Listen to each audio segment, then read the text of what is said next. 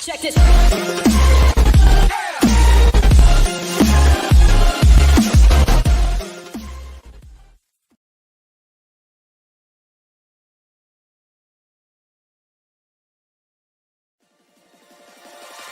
Check this.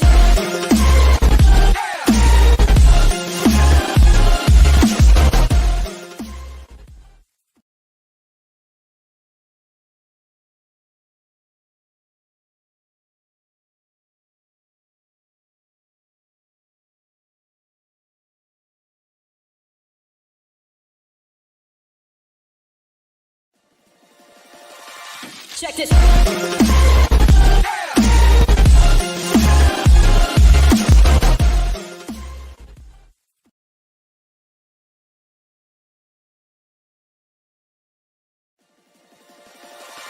Check this.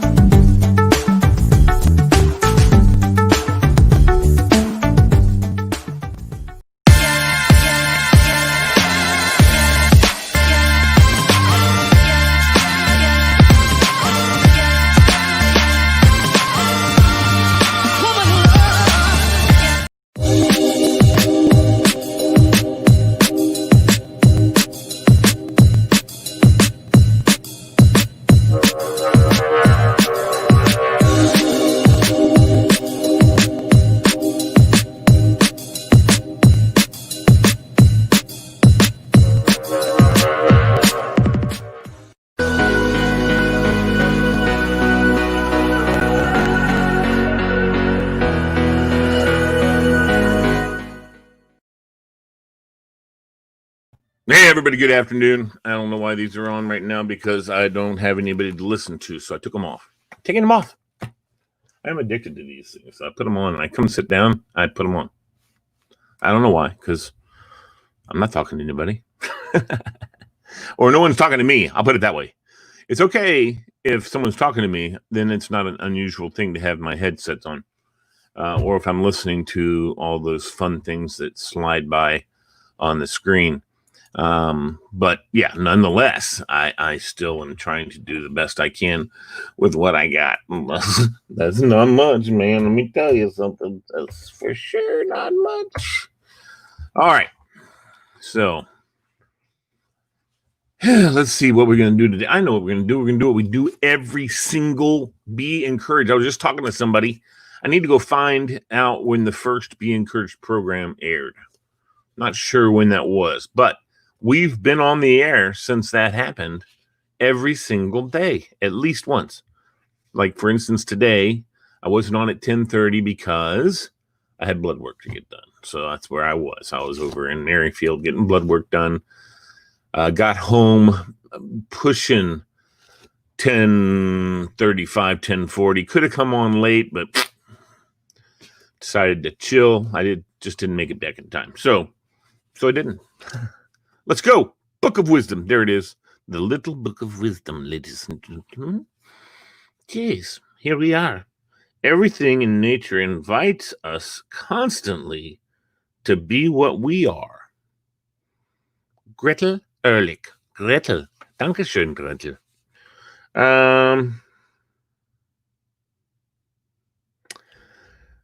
Do the thing and you will have the power. Well, that's Ralph Waldo Emerson. Let's do another one. This one's from Beverly Sills. We all know who Beverly Sills. Great singer. Beautiful, beautiful voice. Art is the signature of civilization. Art is the signature of civilization, whether it be broadcast arts, whether it be or radio, like we have, morejoyradio.com. Go there, check it out. And click on the listen now link and you can listen to it. I'm actually revamping.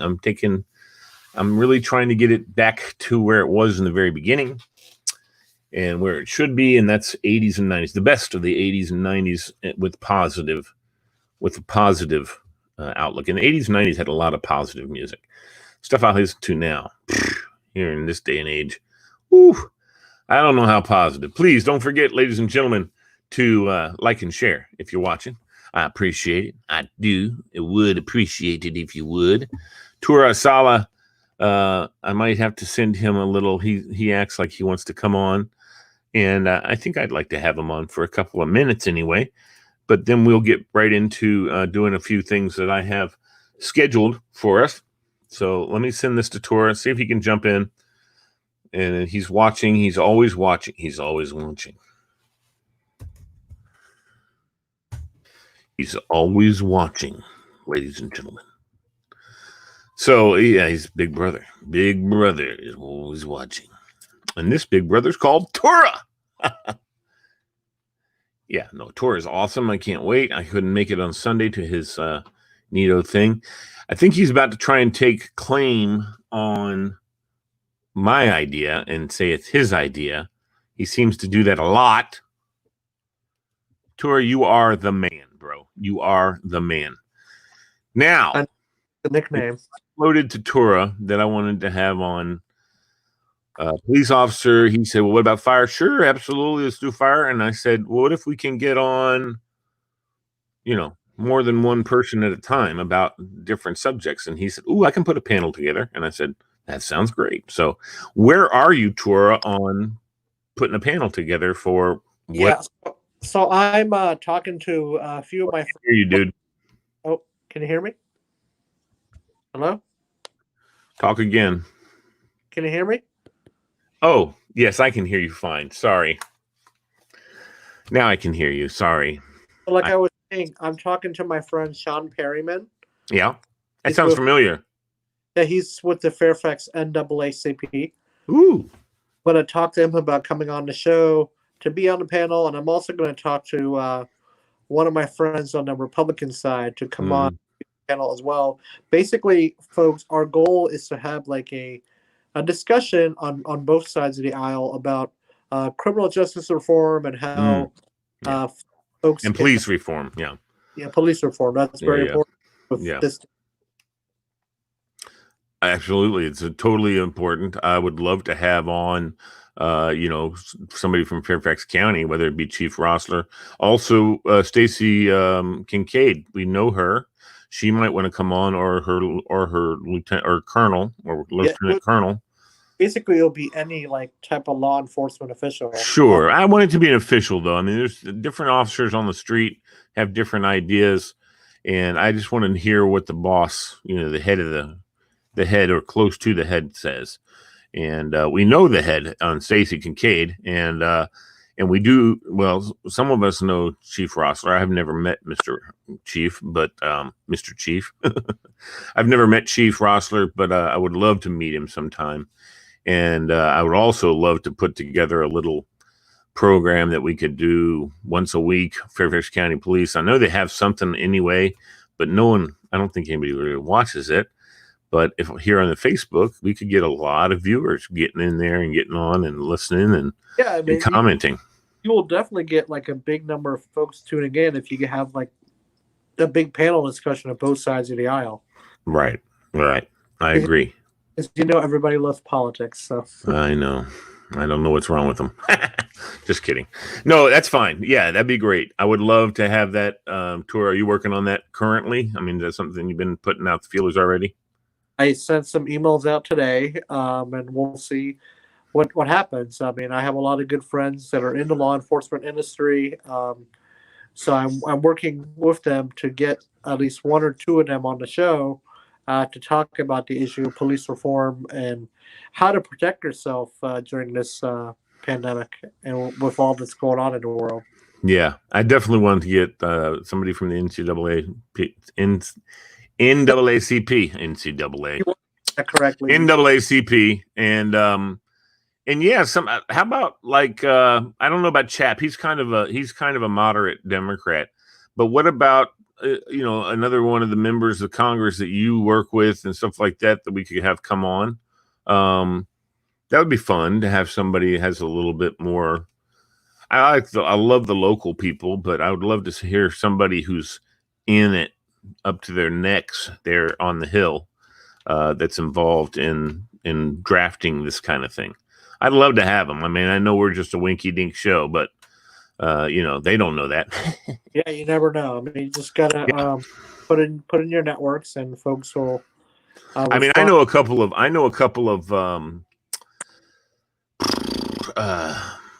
what advisors on some of the senators, a couple of Republican senators. They're LA's legislative assistants. That's the word I was looking for. A couple of legislative guys one's for oh shoot, can't remember. One of the guys that Trump had made. Who was the guy that initially Trump made the head of the Justice Department? Who was that? What senator was that? You remember? I don't remember. Yeah, that's okay. He's like from Oklahoma or something like that. I don't know. Doesn't matter. Huh? I think that's his new chief of staff. Who's that? The senator from Oklahoma. Oh, okay. I don't know if the guy's from. Anyway, it doesn't matter. But I'd love to have him because I know his chief of staff. That senator's chief of staff. So I could get either that chief of staff could come on. That'd be fine. Work your magic. I mean, I'm serious. I might have them email me and we'll set it up. All right, buddy. Sounds good. And yes, another thing I'm going to be doing as soon as we get off the air today is I'm going to make we're going to make a little form in Google Docs, like I've been promising to do, but I haven't done. I'm going to make that little form that we can send out so we can get all the information that's pertinent to our show and to our guests, because I've been trying desperately to get hold of the people at Nova Labs. I've been emailing, I'm not getting a response. I would love to get people's personal phone numbers so I can text them and stuff like that. So that's one of the things we're going to try and do. I can tell you next week, I've heard back from a lot of people. They want to come on the show in the first week of July. Okay, that's fine. We can do that. One of which is from the Afghan community that I told you about. Yes, you did. And in fact, he wanted to come on this morning, he or she. He wanted to come on at 10:30. Yeah. By the way, you missed some delicious Afghan food the other day. On Sunday? Yeah. What happened was this individual, Zafar, he brought like an Afghan appetizer to share with everyone in the crowd. It was enough for everybody. Yes, I'm very sorry. I can't believe you didn't wrap a piece up for me. One day. Gee, Tora. How about when your mom makes something? How about you just wrap it up and send it by carrier pigeon to me? How about that? One day. So how's phase 2 treating you? Huh? Phase 2? I don't know. I didn't change anything for me. I'm still trying to stay at home, stay out of trouble. That kind of stuff. I know you're doing the same thing. We're both doing the same thing, dude. Yeah, and I apologize for not being responsive this week. It's been a busy work week. Sure. Now that it's Friday, I have a lot of time, and I can tell you that I plan on joining your game night tonight. You are? Yep. Oh, hold on. Friday. Okay, Monday night you're not going to be on. Neither is Derek, because it's all about the 80s, and you guys don't know nothing about the 80s. So we're going to have on two other friends that grew up in that time period. So, but that's okay. We're just being prejudiced against you because you're young, both of you. All right. Bill and I had lunch together today, so we were talking. He goes, "Yeah, Derek and Tora can't come on Monday because we're doing all 80s show." What? And I said, "We know the 80s." You don't know the 80s. We've already discussed this. We've already had 80s things, and you both were like, "I don't know. I don't know that one. I don't know that one. I don't know that TV show. I don't know that song." You know what you should do, since it is Father's Day weekend? You should make a plug and wish everyone out there Happy Father's Day. You know what? It's right here on my piece of paper to remind myself to say it. So, And you're not going to guess what I got my dad. I probably won't. A Redskin jersey. Nope. I got him a nice Cuban cigar. Sweet. A Cuban cigar. Are we allowed to buy? Are we allowed to trade those now? No, in a cigar store they had like Cuban cigars. Oh, it's Cuban seeds. It's not an actual cigar. It's from the seeds. Correct. Because they're not allowed to. Yeah. Correct. However, I have a good friend who flies for JetBlue. It was a Monte Cristo cigar. Oh, I love Monte Cristo. I don't smoke anything anymore, though. Mm-mm. Right. For your lungs. My precious lungs. I'm not going to inundate them with anything bad. Hey, there's Tara Hager. She says, hi, Tora. Tara and I'm working with Tara. She's going to be coming on the show next week. That's what I heard that was going to happen this week. What happened? No, so she and I are working together. I'm pretty sure I told you this yesterday, but we're planning a major event. It is a fundraiser for the autism community. Nice. The autism community is very important, and we're gonna have. Actually, I can announce this right now. Actually, my good friend, you already know her, Krista O'Connell, is going to be coming to perform a few songs. Fantastic. To make the mood happy. It's going to be a good time, and the goal is to raise money for autism awareness and to support some wonderful causes in the community. I mean, it's going to be a good turnout, and Tara Hager is amazing. I love working with her. Cool. And she's going to be on the show next week to talk about what she's doing for the autism community. I'm looking forward to it a lot because I have a real heart for the autism community. I know people who have. My wife teaches. What do they call it now? Some people call it special education. Some people call it learning disabilities. No, whatever. It's what it is. But it doesn't matter. She has most of it. A lot of her kids are on the spectrum, and she has some that are very autistic. In fact, one of the things that was very common and very, very common for kids who have autism. She had a kid in her class that she knew ran on the cross country team at West Springfield High School. And she knew that he did. And she knew that he had a big meet coming up. He was talking about it in school on Friday. And she said, we're also gonna try to get folks from like Special Olympics to show up and sure. studies. And we're also going to be advocating for to prevent domestic violence. That's another big issue that's happening in the community right now. So Tara Hager has been a huge advocate for both issues, and we're looking forward to a wonderful event to help with both causes. And she actually brings a great insight as to what's going on in the community. Outstanding. Your buddy has just commented that she wants to help out with the fundraiser too. She's already involved. All right. So you didn't let me finish though, Bubby. All right, go for it. Okay, let me finish. I know it gets long-winded and everything, and I apologize for that. But even so this young man who ran cross country wasn't the greatest cross country runner, but he was on the team. That was exciting for him. A lot of people get shunned, and they don't want, oh God, why does he want to be on our team? That kind of thing.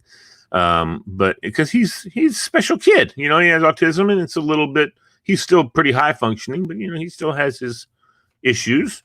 Not really socially capable in many cases, many instances, but he was going to run. She knew he was going to run. So Monday he comes back from the weekend. He comes into the class, and my wife, who already knows how to deal with people because she's got her master's in special education and everything like that, she says to him, and I don't know his name, so I'm just going to say Chad. Hey, Chad, how did the cross-country meet go this weekend? And he said, well, we left from the gym, and we ran over to here, and he's telling her the exact route. How did it go? That's what he heard. How did it go? So he's telling her how it went, right? But what she meant was, and she immediately recognized that she asked the wrong question. The wrong way, right? She said, no, Chad, did you have fun? And he said, oh, yeah, I had a lot of fun. He goes, that was what you wanted to say in the first place. Now, how did it go? Oh, it went great. That's what she was expecting him to say. Or any person like you, if I said that to you, my friend, if I said, how did it go? You would just say, oh, it went great. But somebody who has Asperger's or is autistic or on the spectrum, they're going to tell you how it went. They're very literal people. Not all of them, but most of them. Very literal in their answers to people when people ask questions. So, I love that. I love how literal they are, because I can be that too. I can be really smart aleck and tell somebody, oh yeah, it goes like this. But I know what they wanted. I'm going to give them the opposite of what they wanted, just because I'm a smart aleck. You've got to be compassionate with them. Absolutely. One of the organizations that is going to be involved in the FAR event, you've had her on your show as well. Mm-hmm. Beadnell from the ARC. Yes. She's also going to be involved with our cause. What we're trying to do is we're trying to get the entire disabilities community together to make it one big event where we can help with the cause, to help with the community, to fundraise, give folks with disabilities opportunities to absolutely, because there are a lot of folks with disabilities out there that really are in a bad place. So we want to be the community. We want to give them support and give them the tools they need to succeed. Absolutely. When I worked at the United States Senate and Sergeant at Arms, we worked across the street we worked down the hill from the hill. We worked across the street in the labor building. We were on the top floor. And our mailroom clerk, his name was Chris, and he was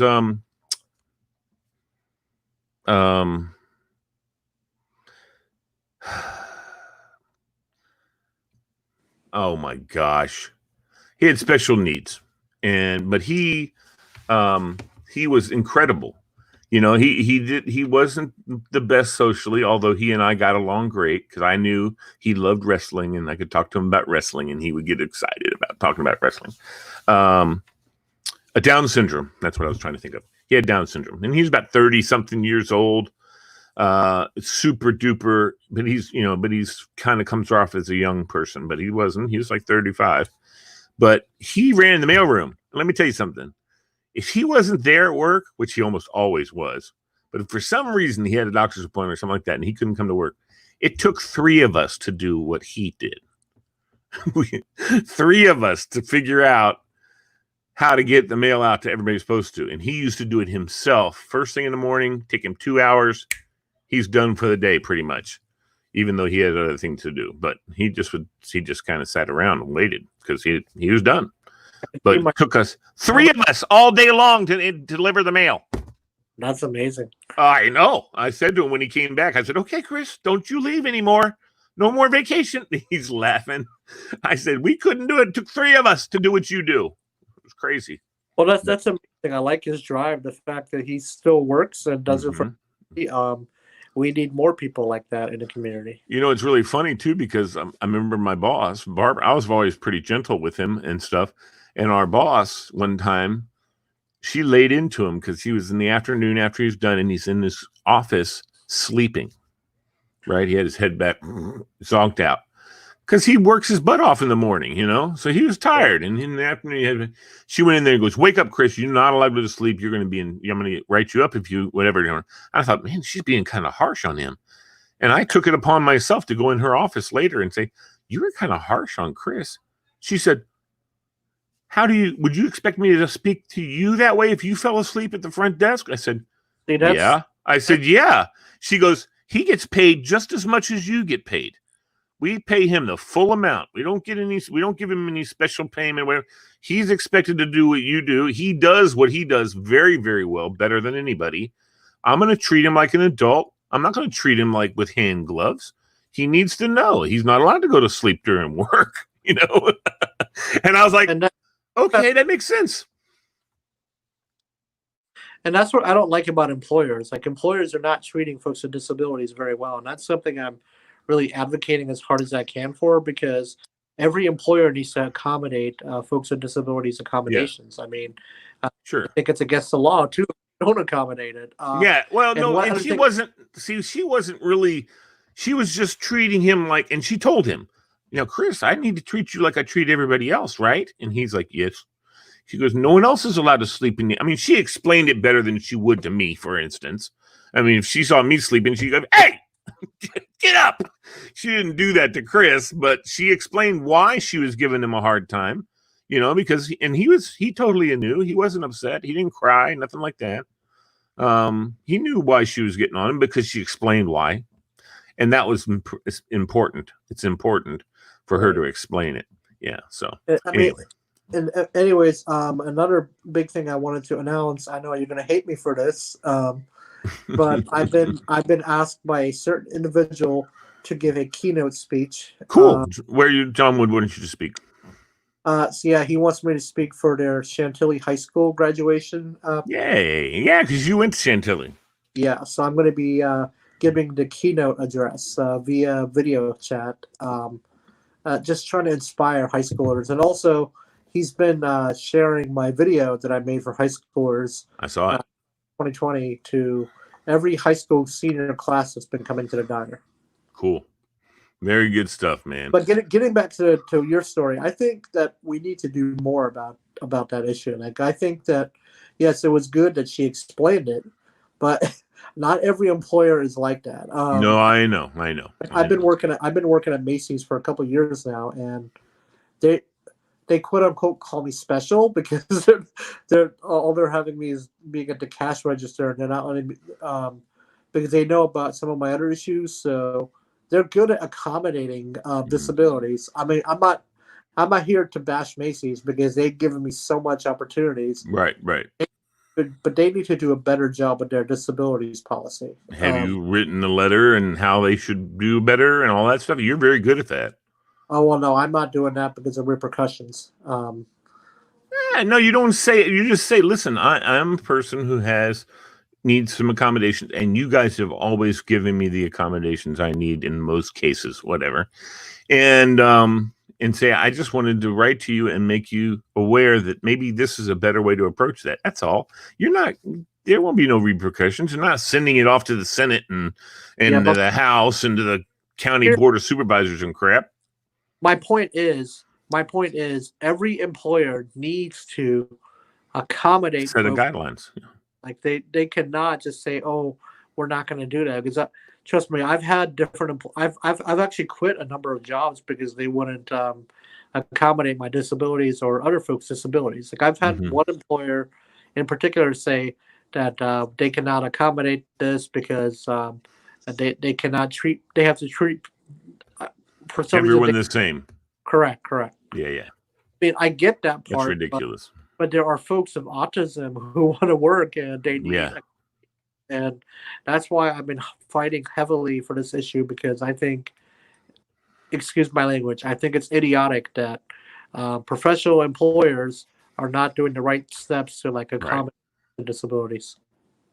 It's interesting. They do have programs where they have the groups like ARC, who maybe if a person finds a job, they come in with them and they work with them what they do is they come in before the person. They talk to the bosses and say, okay, what's going to be expected? And then we're going to be here with him or her when she comes in. We're going to explain to her what you're expecting. And if you have a problem, you call us. Don't talk to them about it. Don't call them. You call us. We'll come and address it with them because we know how to handle them, and so, but a lot of employers don't do that.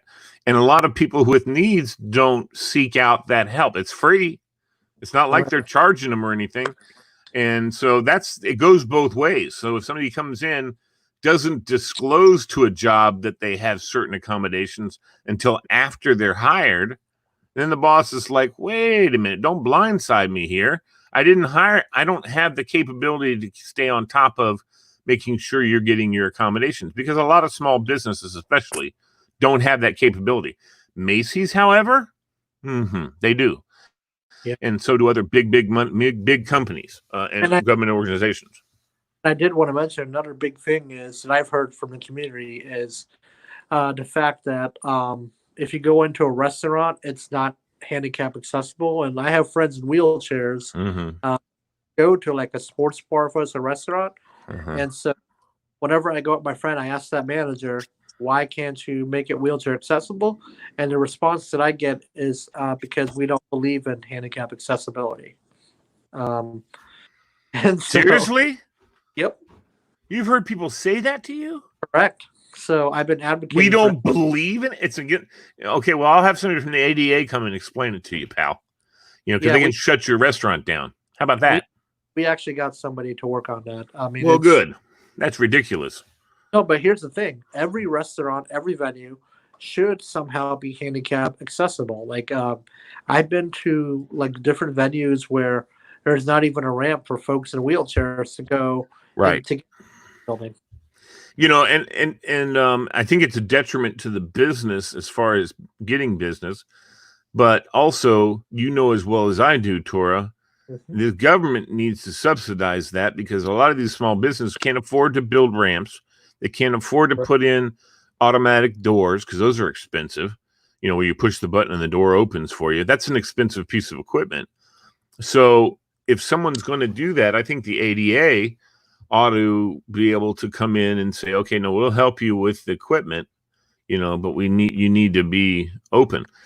Vice versa, if they're not wanting to come help the business and give them some money to defray the cost, I think a business, especially a small business that's got a tight budget, ought to be able to put a sign saying, we're very, very sorry, but we're not handicap accessible. You know what I mean? We would love to be, but we're unable to be. So just so you know. And, I don't think that's a bad thing because you know what? There's lots of people who want to go to this restaurant, but they can't for any number of reasons. Right. And the employer, the company knows. I mean, for instance, me, I don't go some places to eat because everything they have on the menu is spicy. Okay. And I can't do that. I mean, I can't do spicy. It'll ruin my taste buds. It'll just ruin my night, whatever. Well, I've had to learn that, guess what? I don't go to this place. Austin Grill's one of them. Everything Austin Grill sells is spicy.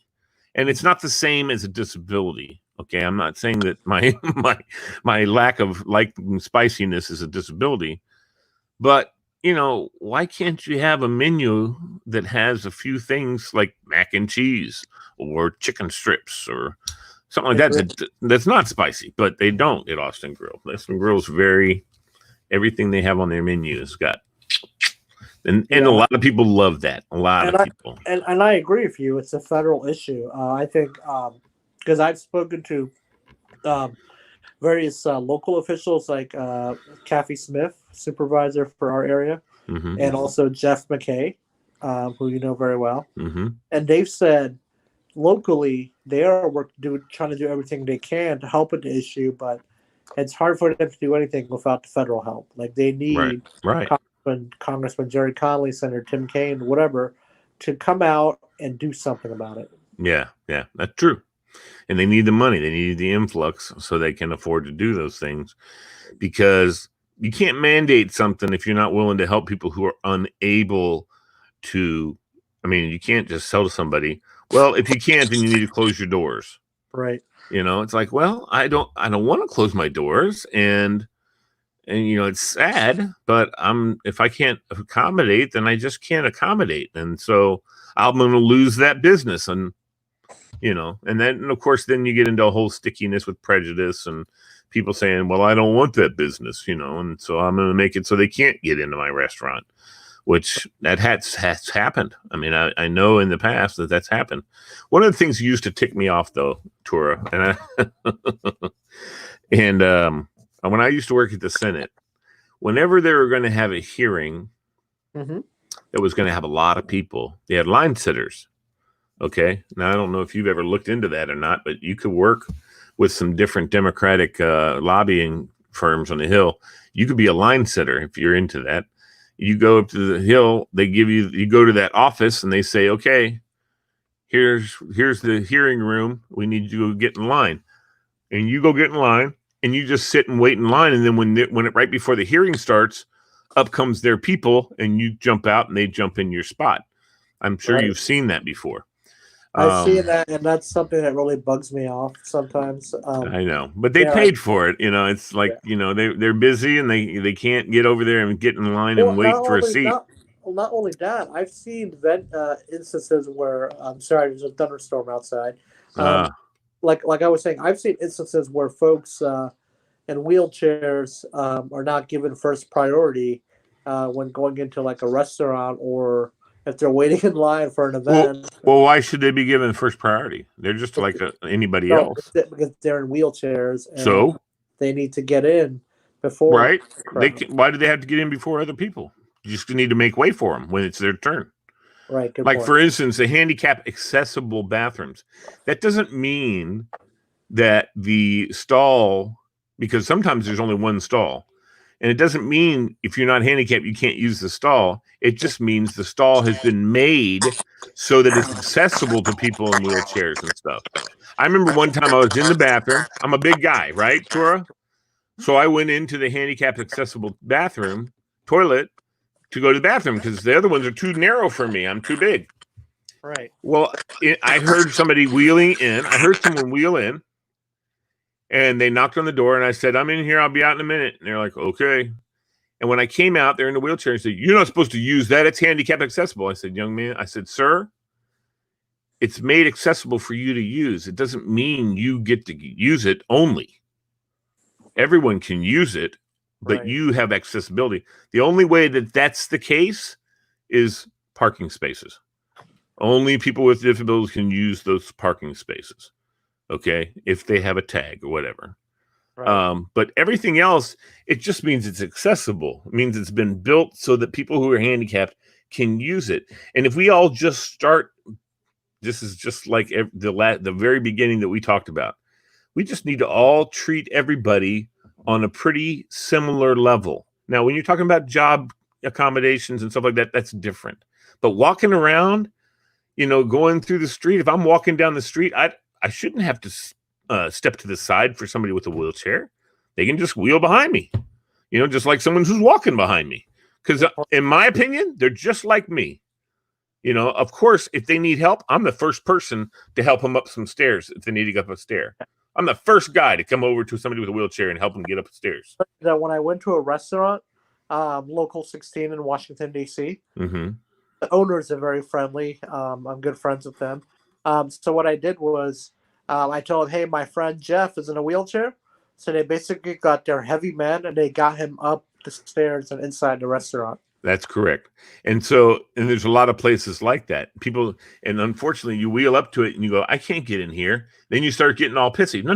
Don't get pissy yet. Somebody will help. Yeah, go in, say to the manager, hello, I have a wheelchair. I want to come eat there. They'll work it out. They've dealt with it before. They just need to be told. But don't get excited. So this was the problem that I had. I wanted to tell you, though, Tora. So being on the Hill, I see some of these line sitters are people in wheelchairs. They sit in line, they get paid. It's a way for them to make money, right? And they sit in line, and then when the person comes, they get out of line and go about their business, whatever they're doing. Right. But they get paid, so it's a nice way for them to get paid. They otherwise wouldn't make any money. One of the things that bothers me, though, as I look at people in wheelchairs and I hear them bitching about ADA and compliance and all that stuff, and I think to myself, and I shouldn't think this way, so, by all means, correct me if I'm kind of on the wrong track here. But I think to myself, I hear people I hear them talking about the fact that they got involved in a bad drug deal or something like that, and they got shot in the spine. Therefore, they're in a wheelchair. They had to, they got out of prison. They're still in a wheelchair. And they want all the same accommodations as that guy with cystic fibrosis or something like that, right? They want the same accommodations. Well, dude, your only reason because your poor mistake you made is why you're in a wheelchair. Why should you get the same? This guy didn't make any choice. He had no choice to be in that wheelchair. You did. So I've always had the little bit of that in me that's like, wait a minute, you made your choice and now you have suffered from it for the rest of your life, which is horrible, not fair, all that stuff. And yes, you should still get accommodations, but don't be acting like should be getting the same exact treatment as that young man who was born with a birth defect. I don't know. Maybe that's just really harsh of me, but I'm like, dude, and I think you should understand that too, as that person. Well, I did bring this on myself. You know what I mean? What do you think of what I just said? Does it sound, Lee, you're terrible. I mean, I don't want to be, and I don't talk about that, but I'm not going to say that. Have a good relationship here, but if you had like what's her name on the show, she will really get pissed off. Well, and I would happily talk to her about that, because, and I would think she would understand where I'm coming from, but you can't make, well, this was probably, she would say, you can't make a difference. I mean, you can't make them different than the other person in the wheelchair, but I understand where you're coming. I feel like people would understand where I was coming from, you know? And my friend Clark Crawford is hitting me, telling me to have mercy. Have mercy on those people. I do, but I just, when I hear them crying and yelling and bitching and complaining, I want to call them out and say, dude, just, I mean, work hard to get what you need, but don't start blaming other people. And I've seen when I've been to like presidential rallies and different rallies. Yeah. I've seen organizers kind of like for folks in like wheelchairs. Bring them to the front. Yeah, basically. They should. Bring them to the front. Then they should, because people can't see over people. You know what I mean? And they can't move sideways easily. They can't just go clunk, clunk, clunk with their wheelchair and get to the sides so they can see. They should be brought to the front. Absolutely. Yeah, I mean, it's always good. And I'm sure every venue that you have a rally has like a designated ADA section for folks in wheelchairs to come and sit. Yeah. Well, yeah. If they're coming and they're sitting there, but a lot of times, you have these empty seats because they're reserved for handicap seating. And I'm like going, like, for instance, when I was walking around with oxygen, right? And I could not walk very far, could not go some places. I went to a Nationals game. They were great. They had a personal person that was with you, would go with you. Huh? You had someone behind you. My wife is back behind me. Did you need me? Okay. She knows I'm on the air. It's her bedroom too. But I forgot what I was saying, Tora. Well, you're right. I mean, they have in National Park, for instance, and I think a lot of parks are starting to adopt this. They have a person that'll put you in a wheelchair. I didn't have a wheelchair, but they got me a wheelchair, and they pushed me wherever I wanted to go. They were my personal assistant for the day. To take me where I needed to go, and take me and put me, where the special seating, because we had tickets, but they weren't accessible for me because I'd had to walk all the way down these stairs, and I can't do that at the time. I couldn't do that, so they put me in special seating, that's at the top of the road, that's right on the concourse, so I didn't have to walk very far. Right. And they were very good. I was very impressed with the Nationals Park with how they handle people with disabilities. Your friend said he would have carried you. I know that he would, but he's not nearly that strong. Jesus could carry me. That's what Clark is an outstanding speaker and preacher. Yeah, you had him on the show yesterday. Oh, he says he can't wait to meet you, Tora. Well, likewise. Yeah. Anyway. Who hasn't met me? Who hasn't met you is right. Oh, the same here, buddy. I mean, you and me and Billy Riley and John Wood, put the four of us together. Where is There's Billy not Riley anybody today? in the county that one of us doesn't know. Yeah, where is Billy Riley today? I'm surprised he's not watching. Oh, he would have come on, but he's probably working with some other people. Yeah. All right, I got to wrap this up. We went way too far.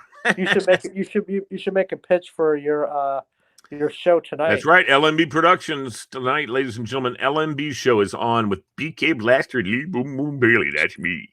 We'll be on tonight, 8 o'clock to 9, and then at 9 o'clock we will have a game show. Great. Thanks, Lee, and I'll see you at 9 p.m. Thank you. Bye. Peace. All right, buddy. Bye. All right, folks. That's it. We're going to be rolling out of here, and we're going to do it in short order. So here it is.